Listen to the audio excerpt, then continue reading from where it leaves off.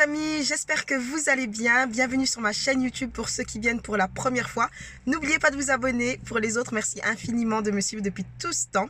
Moi, c'est Lady Nour, conseillère santé, beauté, partenaire indépendante de l'entreprise LR, Health and Beauty. Je suis également formatrice et leader en marketing de réseau. Et aujourd'hui, justement, je vais vous parler un petit peu plus de mon activité et aider la majorité d'entre vous qui veulent se lancer dans le marketing de réseau et ou qui en font déjà depuis un certain temps mais sans obtenir de résultats. Je vais vous donner une petite astuce assez simple à mettre en application pour tout simplement convertir plus de prospects en nouveaux partenaires. Alors comment faire pour bien parrainer? Je vous fais cette vidéo tout simplement parce que beaucoup de gens veulent utiliser les réseaux sociaux pour vendre leurs produits ou leurs services ou tout simplement parrainer du monde. Sauf que je remarque qu'il y a beaucoup de gens qui s'y prennent très très mal. Alors je vais vous donner quelques petits conseils de mon humble expérience dans le marketing de réseau pour vous aider à ne plus commettre ces erreurs de débutants qui effraient et qui tout simplement font fuir les gens, même votre entourage le plus proche. Alors, c'est quoi le constat? C'est tout simplement que beaucoup de gens se lancent dans le marketing de réseau, veulent parrainer tout le monde et n'importe qui, toute personne qui souhaiterait rentrer dans votre équipe. Donc, vous souhaitez vraiment sauter dessus pour la parrainer.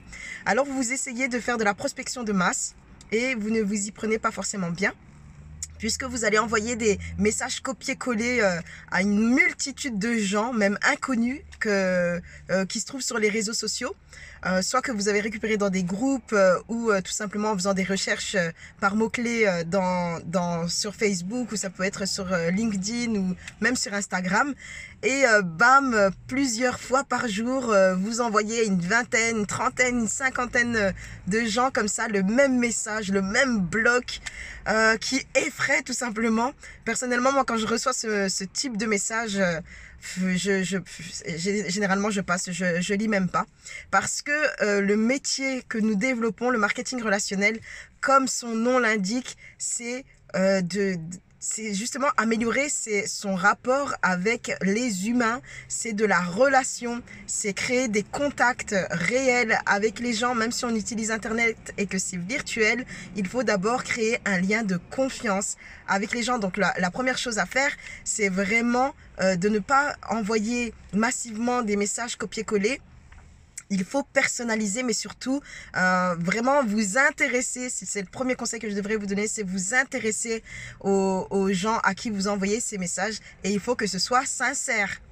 Alors, soit vous avez déjà visité le profil de la personne que vous souhaitez contacter, et vous allez lui faire ça peut être un compliment, ou ça peut être liker plusieurs de ses publicités, de ses publications, vous intéresser à son projet, à son produit ou à son service.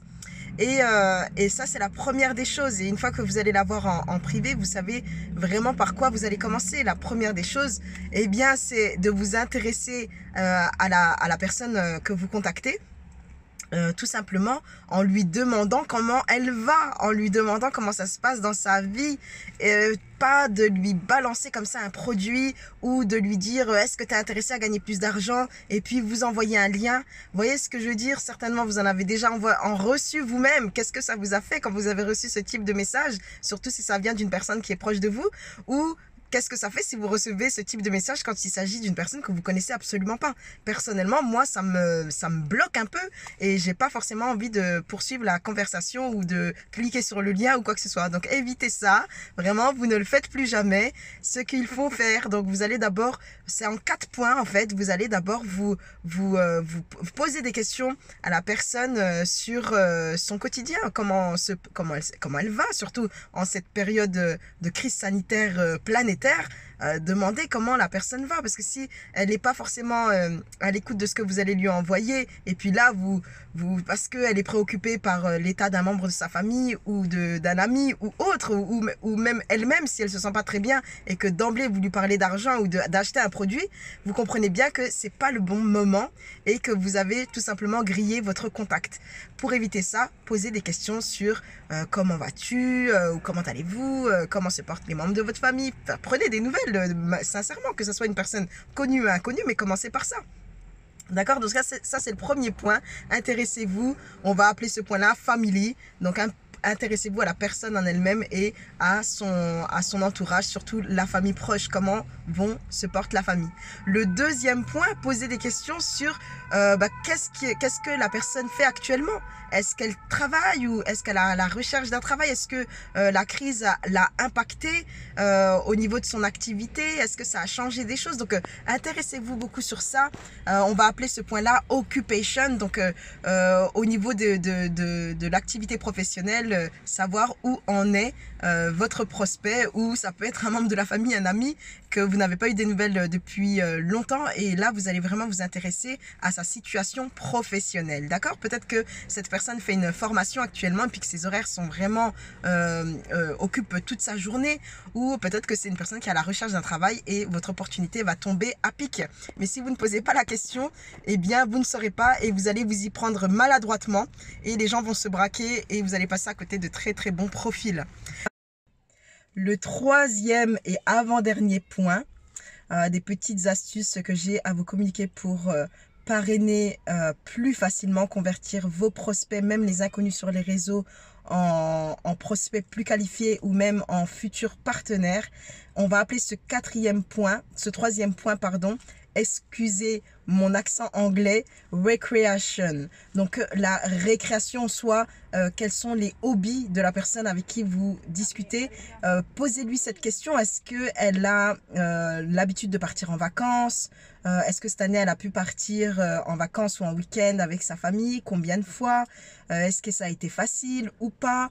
Donc voyez, vous vous intéressez vraiment aux hobbies. Est-ce que la personne avec qui vous discutez peut se faire plaisir parce que niveau financier sa situation est confortable, ou au contraire si elle rencontre des difficultés. Donc tout ça vous le saurez si vous posez bien entendu les bonnes questions. Et pour finir, le dernier point, alors c'est de justement, après avoir récolté toutes ces informations, de récapituler quelle est la situation familiale et même la situation professionnelle de la personne en question, où elle en est dans sa vie, est-ce qu'elle a la possibilité de partir en vacances ou pas, d'avoir des loisirs ou non. Vous allez récapituler et vous allez poser l'ultime question, à savoir si la personne en question est motivée à en savoir un peu plus sur une opportunité pour gagner plus d'argent. Quand il s'agit de gagner plus d'argent, êtes-vous ouvert à découvrir une nouvelle opportunité? C'est ce genre de questions qu'on peut poser, mais vraiment à la fin de l'entretien, pas au début, parce que sinon vous allez griller vos contacts. Donc faites-le vraiment dans cet ordre-là. Le dernier point, c'est donc la motivation. C'est en rapport avec money, donc avec l'argent. C'est de demander aujourd'hui, si je vous partage une opportunité de gagner un peu plus d'argent, êtes-vous ouvert à découvrir ce que c'est? Vous voyez, ça c'est ce type de questions qu'on pose vraiment tout à la fin, et c'est de cette manière que vous allez obtenir vraiment des réponses plus favorables, surtout si vous reformulez. Donc vous dites bien, si j'ai bien compris, actuellement vous êtes dans telle situation, actuellement vous travaillez dans tel endroit, vous êtes libre à tel moment pour faire telle et telle chose, ou au contraire, actuellement vous ne travaillez pas, vous n'avez pas l'opportunité de partir plus en vacances et de faire plaisir à votre famille.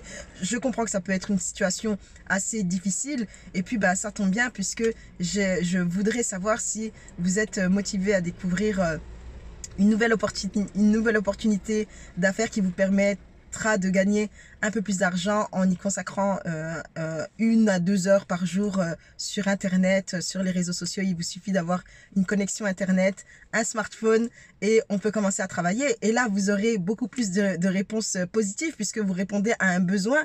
Et même si quelqu'un qui est très occupé, qui a l'occasion de partir en vacances, les gens aiment toujours découvrir des nouvelles choses, sont curieux, et beaucoup de gens le sont, et beaucoup de gens recherchent souvent à diversifier leurs revenus ou à développer de nouvelles compétences. Alors ne soyez pas bloqué quand les gens vous disent qu'ils travaillent et qu'ils ont une bonne situation, qu'ils peuvent partir en vacances souvent.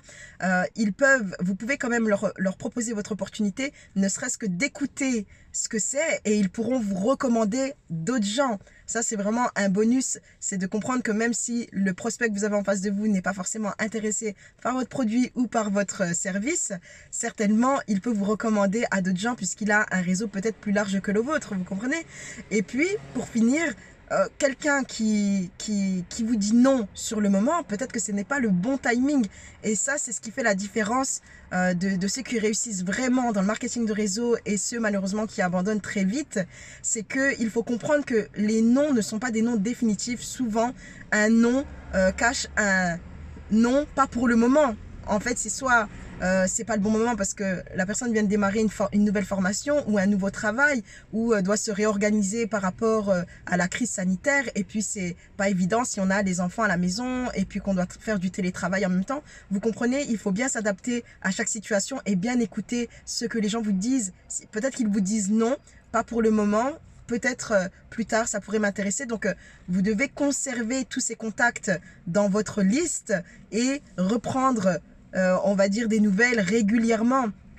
Vous pouvez leur envoyer des contenus, leur partager des vidéos, prendre de leurs nouvelles, vous comprenez? Mais dans tous les cas, ce ne sont pas des noms définitifs. Ce qui fera vraiment votre succès, c'est de revenir régulièrement vers les gens pour leur reproposer de différentes manières votre produit ou votre service ou votre opportunité, afin qu'ils puissent s'y intéresser un peu plus, qu'ils puissent s'approprier en fait ce nouveau concept et se dire que eux aussi peuvent le faire.